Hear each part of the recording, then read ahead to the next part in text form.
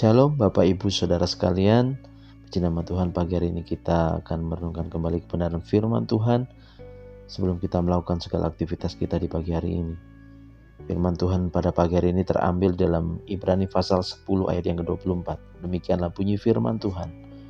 Dan marilah kita saling memperhatikan supaya kita saling mendorong dalam kasih dan dalam pekerjaan baik.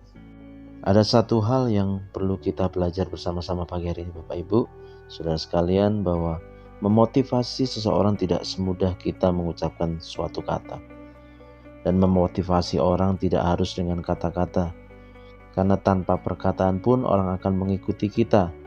Pertanyaannya, apa yang membuat seseorang mengikuti apa yang kita inginkan untuk dilakukan?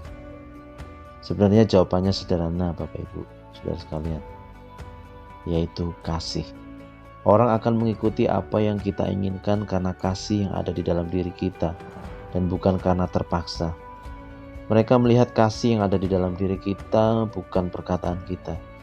Sehingga terkadang tanpa perkataan pun seorang akan dimenangkan karena mereka melihat teladan kasih yang ada di dalam diri kita. Berbicara tentang teladan, apakah kita sudah menjadi teladan bagi orang-orang di sekitar kita?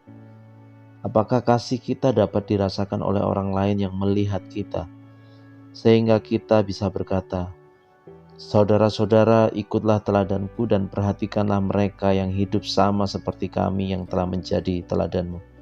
Filipi 3 ayat 6, 17. Seperti ayat yang barusan saya katakan bahwa marilah kita saling mendorong dalam kasih dan dalam pekerjaan baik.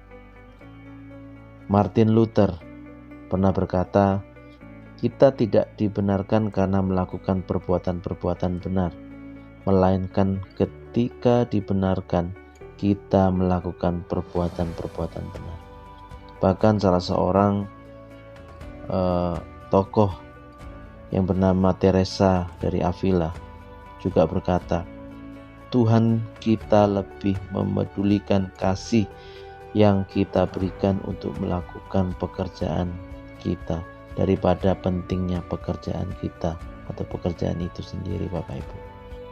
Oleh karena itu Bapak Ibu, marilah kita menjadi orang yang dapat memotivasi orang yang ada di sekeliling kita dengan kasih kita.